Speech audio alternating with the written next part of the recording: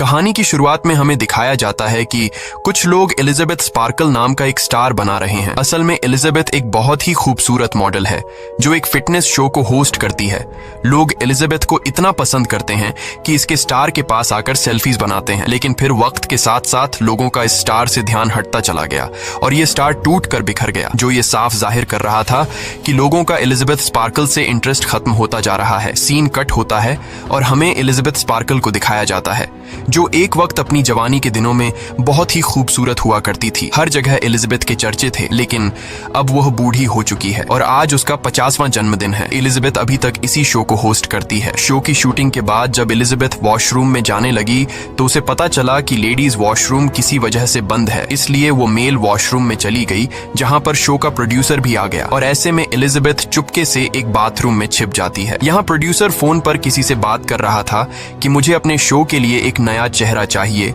अब एलिजाबेथ पहले जैसी नहीं रही। जहां पहले एलिजाबेथ की वजह से उन्हें रेटिंग्स बहुत हाई मिलती थी, अब उनकी टीआरपीज गिरती जा रही हैं। कोई भी एलिजाबेथ को हमारे शो पर नहीं देखना चाहता। अब मैं और बर्दाश्त नहीं कर सकता। मुझे जल्द से जल्द एक यंग और खूबसूरत मॉडल चाहिए अपने शो के लिए। दूसरी तरफ बाथरूम में छिपी एलिजाबेथ ये सारी बातें सुन रही थी और ये सुनकर एलिजाबेथ बहुत मायूस हो जाती है। उसे अपनी जिस खूबसूरती पर घमंड था, आज वो घमंड टूट कर बिखर गया। वो गौर से अपने आप को शीशे में देखती रही जहां उसके चेहरे पर बहुत सारी झुर्रियां आ गई थीं। प्रोड्यूसर की बातें सुनकर उसे बहुत ज्यादा दुख होता है, लेकिन अब उसे एक दुख ये भी था कि अब उसे शो से निकाला जा रहा है। कुछ देर बाद एलिजाबेथ को प्रोड्यूसर एक होटल में बुलाता है जहां प्रोड्यूसर बताता है, देखो एलिजाबेथ, तुम जानती हो कि वक्त के साथ साथ लोगों को कुछ नया चाहिए होता है। जो तुम पहले थी वो बात अब तुम में नहीं रही, इसलिए मुझे भी अपने शो को चलाने के लिए किसी दूसरे मॉडल को लाना होगा। प्रोड्यूसर की बातों ने एलिजाबेथ को बुरी तरह तोड़ दिया था। वो होटल से निकलकर घर की तरफ जाने लगी, लेकिन ड्राइव करते हुए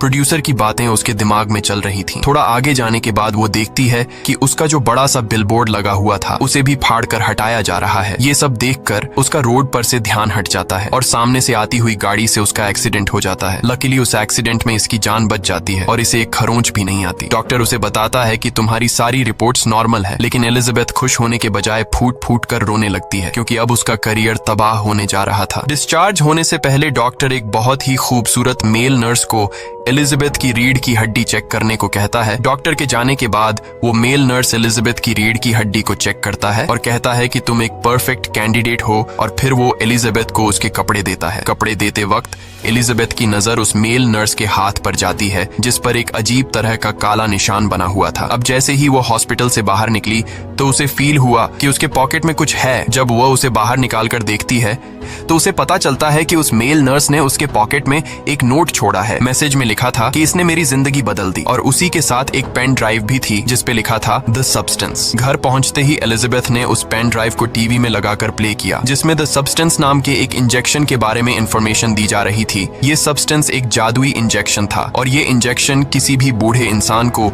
उसका एक नया दूसरा जवान वर्जन दे सकता है। यानी इस इंजेक्शन को लगाने से उस इंसान की बॉडी से एक नया अलग इंसान निकलता है। जो होता तो वही पहले वाला इंसान है, लेकिन वह एक जवान और पहले से बहुत ही खूबसूरत होता है। लेकिन इस इंजेक्शन को यूज करने के बाद एक हफ्ता नई बॉडी एक्टिव रहेगी और एक हफ्ता पुरानी बॉडी। इस सब्सटेंस इंजेक्शन के साथ एक और भी फ्लूइड मिलने वाला था जो दोनों वर्जन यानी पुरानी बॉडी और नई बॉडी को एक साथ जोड़ के रखता है। लेकिन एक बात क्लियरली बताई जाती है कि वो दोनों एक ही हैं और वो दोनों अपनी असली रूप से भाग नहीं सकते। एलिजाबेथ को ये सब एक मजाक लगा, इसलिए उसने सब्सटेंस ड्राइव को एक झूठ समझकर डस्टबिन में फेंक दिया। उसके बाद एलिजाबेथ अपने टेंशन को दूर करने के लिए एक बार में जाती है जहाँ वो एक यंग कपल को देखकर जेलस फील करने लगती है कि इतने सारे लोगों में मुझे तो कोई बाव ही नहीं दे रहा। जिसके बाद वो गुस्से में घर आकर चीजों को यहाँ वहाँ फेंकने लग जाती है। जब वो खुद को शीशे में देखती है तो उसे खुद से ही घिन होने लगती है कि वो कितनी बूढ़ी हो गई है। वो अपनी फोटोज को देखकर सोचती है कि एक वक्त था जब एलिजा के पीछे हजारों लोग दीवाने थे, लेकिन अब उसे कोई फिल्म या शो में भी लेने को तैयार नहीं है। एलिजा अब किसी भी हाल में दोबारा से वो फेम हासिल करना चाहती है, इसलिए वो अपनी जिंदगी का सबसे बड़ा कदम लेते हुए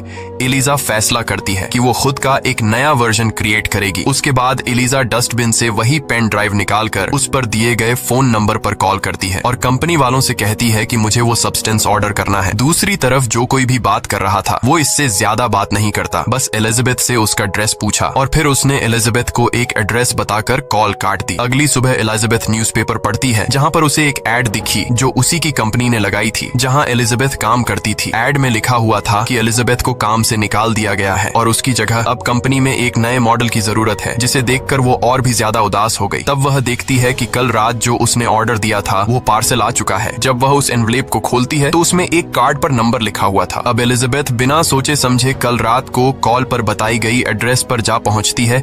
ये एक बहुत ही सुनसान जगह थी जहां पर कोई भी नहीं था। वो आगे बढ़ते हुए सामने के शेल्टर के पास जाती है। अब उसे पार्सल में जो कार्ड मिला था उसी के जरिए वह शेल्टर का दरवाजा खोल लेती है और अंदर चली जाती है। अंदर जाकर उसे ढेर सारे लॉकर्स मिलते हैं। वो अपने कार्ड पर दिए गए नंबर वाले लॉकर को खोलती है जहां पर एक बॉक्स रखा हुआ था, जिसे लेकर सीधा वो अपने घर पर आ जाती है। घर आकर वो फौरन इस बॉक्स को खोलती है तो उसमें काफी सारी चीजें रखी गई थी। सबसे पहले एक एक्टिवेटर, स्टेबलाइजर और एक स्विच किट मिलता है और पेपर पर इस प्रोसीजर की पूरी जानकारी दी गई थी कि किस तरह से उसे यूज करना है, जिसे आप सब भी ध्यान से सुनिएगा। सबसे पहले एक्टिवेटर यूज करना होगा, जिसे यूज करने वाले इंसान की बॉडी से उसका एक नया वर्जन निकलेगा और पहली वाली बॉडी बेहोश रहेगी। ये एक्टिवेटर सिर्फ एक बार ही यूज किया जा सकता है। दूसरा ये कि उस इंसान को हर दिन खुद को स्टेबलाइज करना होगा, यानी बेहोश पड़ी दूसरी बॉडी के रीढ़ की हड्डी से उसे सब्सटेंस निकालकर अपनी बॉडी में इंजेक्ट करना होगा, जिससे जिंदा बॉडी नॉर्मली सरवाइव कर पाएगी। और तीसरी बात ये कि उन्हें हर हफ्ते स्विच होना पड़ेगा, यानी एक हफ्ता नई बॉडी एक्टिव रहेगी और एक हफ्ता पुरानी बॉडी, और ये पार्ट उन्हें बिल्कुल भी स्किप नहीं करना है। इसके अलावा एलिजाबेथ को उस बॉक्स में कुछ लिक्विड फूड भी मिलते हैं जो उसे बेहोश पड़ी बॉडी में लगाना होगा, जिससे वह बॉडी 7 दिनों तक जिंदा रहेगी। उसके बाद एलिजाबेथ वॉशरूम में जाती है जहां वो काफी देर तक अपनी बॉडी को देखकर सोचती है कि उसे ये करना चाहिए या फिर नहीं। जब वह देखती है कि उसकी स्किन ढलने लगी है और चेहरे पर रिंकल्स आ चुके हैं, वो खुद को इस तरह से बूढ़ी होती नहीं देख सकती थी, इसलिए वो एक्टिवेटर को अपनी बॉडी में इंजेक्ट कर लेती है। इंजेक्शन लगाने के बाद वो खुद में चेंजिंग का इंतजार करती है, लेकिन उसे कुछ भी नहीं होता और ऐसे में एलिजाबेथ को लगता है कि शायद ये सब फेक था। लेकिन फिर कुछ देर बाद उसे बहुत ज्यादा दर्द होता है और वो दर्द इतना ज्यादा था कि वो नीचे गिर जाती है और तड़पने लगती है। तब हम देखते हैं कि उसकी आंखें फटने लगीं, उसकी आंखों के आईबॉल्स डबल होने लगते हैं। तब अचानक उसकी पीठ हिलने लग जाती है और फिर अगले ही सेकंड उसकी कमर फटने लगी, जहां से एक जवान और काफी खूबसूरत लड़की निकलकर बाहर आई। ये एलिजाबेथ का नया वर्जन था, एक नई जवान बॉडी जो पिछली बॉडी के अंदर से निकली थी। एलिजाबेथ के इस नए वर्जन ने जब अपने आप को शीशे में देखा तो वह हैरान रह गई कि इस दवा ने तो कमाल कर दिया। वो इतनी खूबसूरत और जवान बन गई कि ऐसा उसने सोचा भी नहीं था। काफी देर तक अपनी खूबसूरती देखने के बाद अब वो एलिजाबेथ के पुराने वर्जन यानी पुरानी बॉडी की कमर को सी लेती है, जिसे फाड़ कर वो बाहर निकली थी। उसके बाद वो अपनी पुरानी बॉडी को जिंदा रखने के लिए एक फूड बैग उसके साथ अटैच कर देती है, जिसके बाद वो नहाकर खुद को फ्रेश करती है। तभी वो देखती है कि उसके नाक से खून बहने लगा है। ये देखकर वो बहुत परेशान हो गई। तभी उसे याद आया कि उसे तो एक एक्टिवेटर किट भी दी गई थी और उसे बताया गया था कि हर रोज नई बॉडी को यानी जवान बॉडी को एक्टिव रखने के लिए पुरानी बॉडी की रीढ़ की हड्डी से उसे सब्सटेंस निकालकर अपने अंदर इंजेक्ट करना है। इसीलिए अब वो फौरन पुरानी बॉडी की रीढ़ की हड्डी से सब्सटेंस निकालकर खुद में इंजेक्ट करती है और ये इंजेक्शन लगाने के बाद वो बिल्कुल नॉर्मल हो जाती है। इसके बाद वह तैयार होकर बाहर रोड पर निकल आती है, जहां पर मौजूद सभी लोगों का अट्रैक्शन वह खुद की तरफ खींच लेती है। इस वर्जन की खूबसूरती पहले से कई गुना ज्यादा थी। उसके बाद वो सीधा उस शो के ऑडिशन पर जाती है जहां से उसे निकाल दिया गया था, लेकिन अब एलिजा अपने पुराने लुक में नहीं बल्कि एक नए लुक के साथ थी। वहां एलिजा अपना नाम सू बताती है। सू की खूबसूरती देखकर सभी लोगों की आंखें खुली की खुली रह जाती हैं और प्रोड्यूसर ने भी सू को देखते ही फौरन सिलेक्ट कर लिया, क्योंकि सू इतनी खूबसूरत थी कि कोई उसे रिजेक्ट नहीं कर सकता था। इंटरव्यू में सिलेक्ट होने के बाद सू को याद आता है कि उसे तो हर हफ्ते अपनी बॉडी चेंज भी करनी है, जिसके लिए वह प्रोड्यूसर से झूठ बोलती है कि मेरी मॉम बीमार है और मुझे हर हफ्ते गांव जाना पड़ता है अपनी मॉम का ख्याल रखने के लिए। प्रोड्यूसर बिना सोचे समझे सू की शर्तें मान जाता है, क्योंकि वो सू को किसी भी कीमत पर खोना नहीं चाहता था और उसे पता था कि सू की खूबसूरती की वजह से उनकी शो की रेटिंग्स बहुत ज्यादा बढ़ने वाली है। बस फिर क्या कुछ ही दिनों में सू काफी ज्यादा पॉपुलर हो जाती है और वो इस जॉब को बहुत एंजॉय कर रही थी। लोग उसके दीवाने हो चुके थे और लोग उसे ठीक वैसे ही पसंद करने लगे जैसे आज से कुछ साल पहले लोग एलिजाबेथ को पसंद करते थे। देखते ही देखते ठीक उसके घर के सामने एक बड़े से बिलबोर्ड पर सो का पोस्टर लगाया जाता है। इसी तरह से 7 दिन पूरे हो जाते हैं, यानी अब अगले 7 दिनों के लिए पुरानी बॉडी एक्टिव रहेगी। सू यहाँ स्विच किट का यूज करती है। जैसे ही उनके ब्लड एक दूसरे के बॉडी में जाती है, हम एलिजा को मूव होते देखते हैं और अब सू बेहोशी की हालत में चली जाती है। बॉडी शिफ्ट करने के बाद एलिजाबेथ सू की बॉडी के साथ फूड अटैच करती है और फिर अपने शो पर जाती है जहां वो पहले काम करती थी। वहां प्रोड्यूसर उसे उसका सारा सामान लुटाता है और एक गिफ्ट देकर एलिजा से कहता है कि तुम्हें अब मॉडलिंग की जगह घर पर बैठकर खाना बनाना चाहिए। ये सुनकर एलिजाबेथ को बहुत बुरा लगता है। उसके बाद एलिजा घर वापस आती है और पूरा दिन घर बैठकर टीवी देखती है। अब अगला दिन आ जाता है और एलिजाबेथ को न्यूज़पेपर पढ़ते हुए एक एनवेल्प मिला जिस पर लिखा हुआ था कि उसकी नई किट आ चुकी है। उसके बाद वो किट लेने पहुंच जाती है और किट को लेकर वो सीधा घर आती है। एलिजा के पास अब कोई काम तो था नहीं, इसलिए वो पूरा हफ्ता टीवी देखकर गुजारती है। अब 7 दिन पूरे हो जाते हैं और एलिजा सू में बदल जाती है, यानी वो अपनी नई बॉडी को एक्टिव कर लेती है। अब इस नई बॉडी ने तो दुनिया के सारे मजे लेने थे। ऐसे में वो कभी घर पे होती तो कभी नहीं होती, इसलिए वो डर जाती है कि कहीं उसकी सच्चाई का राज खुल न जाए। अब सू फैसला करती है कि वो अपने घर की एक दीवार तोड़कर एलिजाबेथ की पुरानी बॉडी को वहां छुपाकर रखेगी। सू की दीवार में हथौड़ा मारने से इतना शोर हो रहा था कि उसका पड़ोसी गुस्से से लाल हो गया और जब पड़ोसी सू को डांटने के मूड में उसके पास आया तो सू को देखकर उसके गले में सांस अटक गई, क्योंकि सू जो थी इतनी खूबसूरत। वो सू को डांटने के बजाय उल्टा उससे कहने लगा कि अगर मेरी मदद चाहिए हो तो मुझे बुला लेना, मैं पास में ही रहता हूँ। सू उसे थैंक्स कहकर दरवाजा बंद कर देती है और फिर वो अंदर आई और काफी मेहनत के बाद वो एक सीक्रेट रूम बना लेती है जिसके अंदर उसने एलिजाबेथ की बॉडी छुपा कर रख दी और साथ में एलिजा के सभी फोटोज को भी इस सीक्रेट रूम में रख देती है। सू को अपनी इस नई बॉडी में बहुत मजा आ रहा था और वो खूब एंजॉय करती है। इसी एंजॉय में 7 दिन कैसे गुजर गए उसे पता ही नहीं चलता और वो भूल जाती है कि आज शिफ्टिंग का दिन है। उसकी पुरानी बॉडी यानी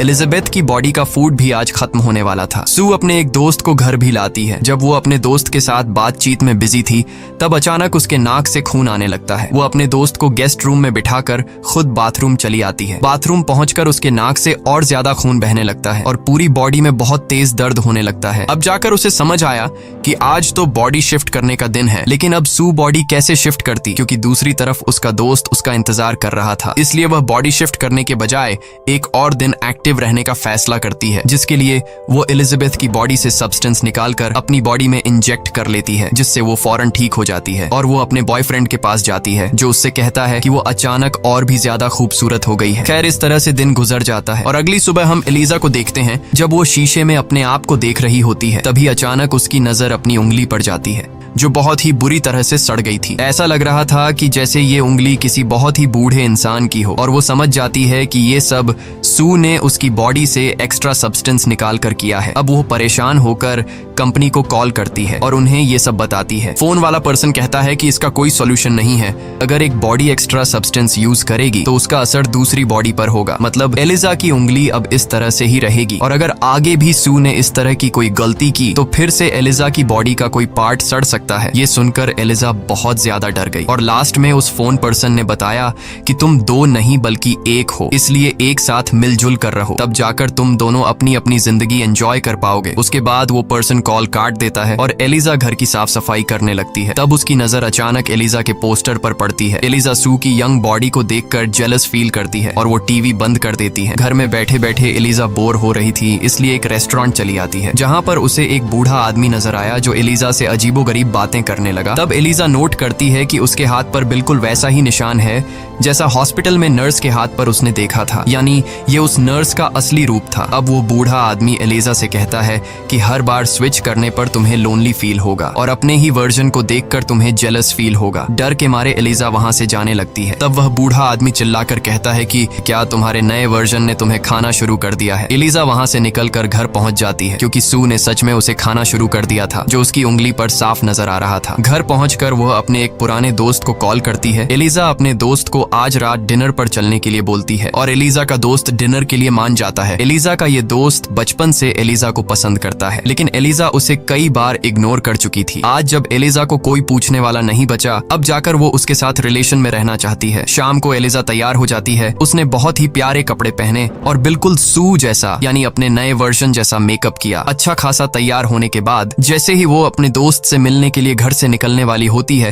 तभी उसकी नजर उसके घर के सामने लगे सू के बिलबोर्ड पर पड़ती है। जब उसने खुद को सू के साथ कंपेयर किया तो उसका सारा कॉन्फिडेंस जीरो हो गया। इसलिए गुस्से में वह अपना सारा मेकअप खराब कर देती है और अपने दोस्त से मिलने का प्लान कैंसिल करके सोफे पर जाकर बैठ गई। तब उसका फ्रेंड बार बार उसे मैसेज करने लगा, लेकिन अब एलिजा में रिप्लाई की हिम्मत नहीं बची थी। डिप्रेशन के चलते वो ढेर सारा खाना खाकर सो जाती है। सीन कट होता है और हम अगले दिन सू को देखते हैं। यानी एलिजा ने 7 दिन एक्टिव रहने के बाद अपनी बॉडी को स्विच कर लिया था। सू अपना शो कर रही थी, जहां डांस करते हुए उसकी बॉडी में से एक अलग तरह की चीज निकल आती है। वो जल्दी से शूटिंग छोड़कर वॉशरूम में चली जाती है। वो उस चीज को अपने हाथों से मूव करके अपने नर्व्स तक लाती है और फिर उसे बाहर निकालती है, जिसे देखकर सू को पता चलता है कि यह तो एक चिकन लेग पीस है जो रात में एलिजा ने खाया था। लेकिन तभी सू की आंख खुल गई। असल में सू सपना देख रही थी। सुबह जब सू शो के लिए निकलती है, तब वो देखती है कि एलिजा ने कल रात पूरा एक चिकन खा लिया था। वो समझ जाती है कि इसीलिए रात को मुझे चिकन का सपना आया था। अब सू एलिजा का कंप्लेंट करने के लिए कंपनी को कॉल करती है कि मैं पूरा हफ्ता काम करती हूँ और एलिजा बस दिन रात खाना टोसती रहती है। लेकिन वो दूसरा आदमी एक ही बात कहता है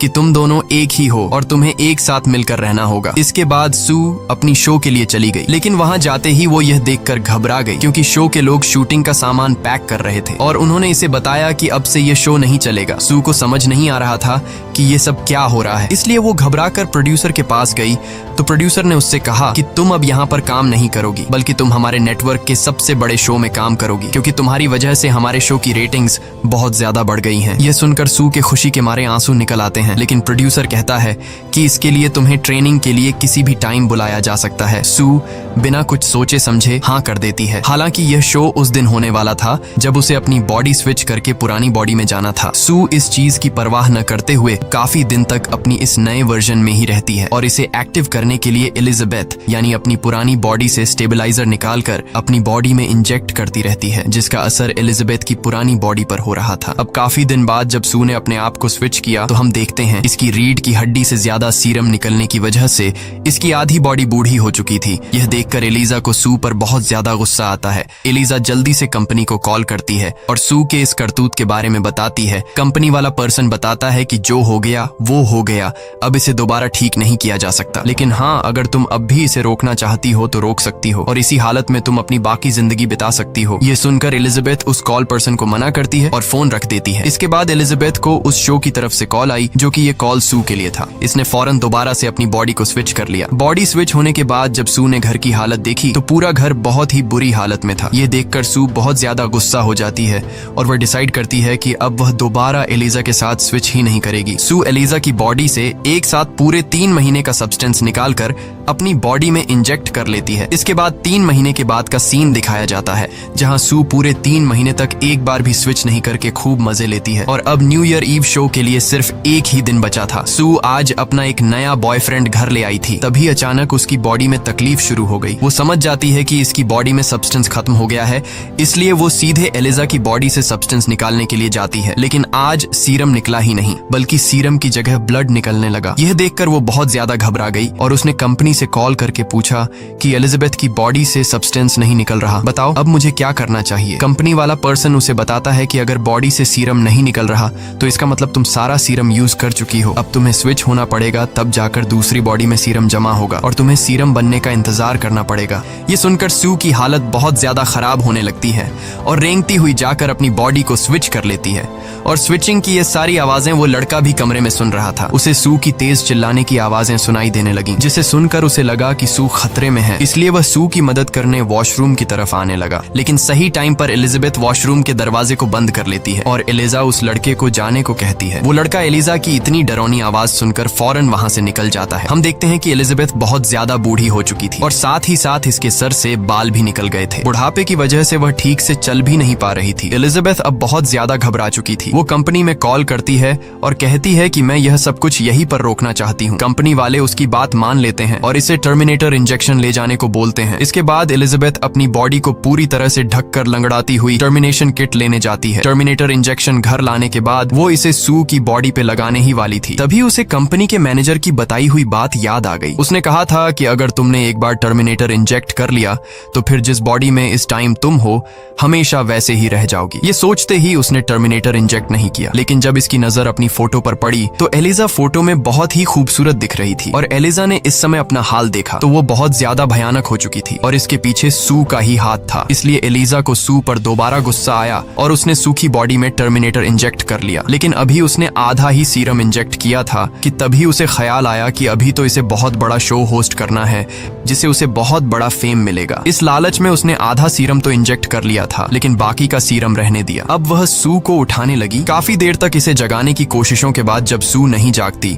तो वह बॉडी स्विच करने का सोचती है। लेकिन जब बॉडी स्विच भी नहीं हुई तब एलिजा ने अपनी रीढ़ की हड्डी से एक्टिवेटर निकालकर सू के दिल में इंजेक्ट किया जिसे सू जाग गई। यहाँ हम देखते हैं कि दोनों वर्जन एक दूसरे के सामने जिंदा खड़े हैं। ये देखकर ये दोनों अभी शॉक हो जाते हैं और उन्हें समझ नहीं आता कि यह क्या हो रहा है। तभी सू की नजर टर्मिनेटर इंजेक्शन पर पड़ती है और वो समझ जाती है कि एलिजा इसे मारने की कोशिश कर रही थी। ये देखकर सू बहुत गुस्सा हो जाती है। उसने अपने गुस्से में एलिजाबेथ को इतना मारा कि वो मर गई। एलिजाबेथ को मारने के बाद इसे एहसास हुआ कि उसने बहुत बड़ी गलती कर ली है क्योंकि अब उसे एलिजा के रीढ़ की हड्डी से एक्टिवेटर सब्सटेंस नहीं मिलने वाला था। लेकिन इस समय भी सू को एलिजा से ज्यादा अपने शो की चिंता थी। वो सीधे अपने प्रोग्राम के लिए चली जाती है जहां जाते ही लोगों ने बहुत जोश से इसे वेलकम किया। इस समय सू को बहुत अच्छा लग रहा था लेकिन तभी अचानक इसे अपनी बॉडी में कुछ अजीब महसूस होने लगा। वो घबराकर वॉशरूम में गई। उसने जैसे ही मुंह खोला तो इसके 2 दांत टूटकर गिर गए और अब भी वो सोचती है कि क्यों ना मैं घर पर रखे एक्टिवेटर को यूज करके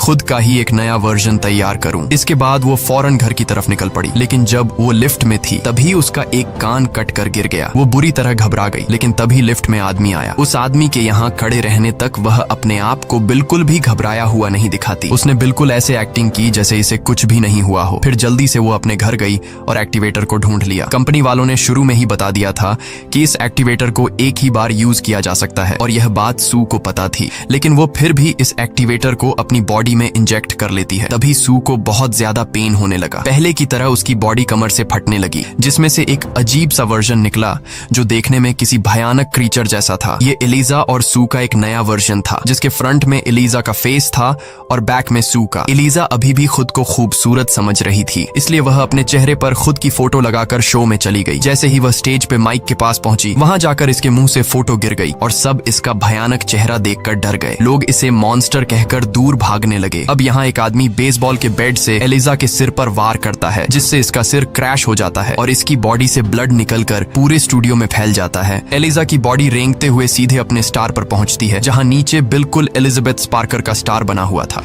इस फिल्म की शॉर्टकट एक्सप्लेनेशन ये है कि हॉलीवुड और बॉलीवुड में फीमेल एक्ट्रेस की तब तक वैल्यू रहती है जब तक वो यंग हो। जैसे जैसे उनकी एज बढ़ती जाती है वैसे वैसे लोग उन्हें इग्नोर करने लगते हैं। इसी के साथ ये कहानी खत्म हो जाती है। अगर आपको यह वीडियो अच्छी लगी हो तो हमारे चैनल को सब्सक्राइब और वीडियो को लाइक जरूर कीजिए।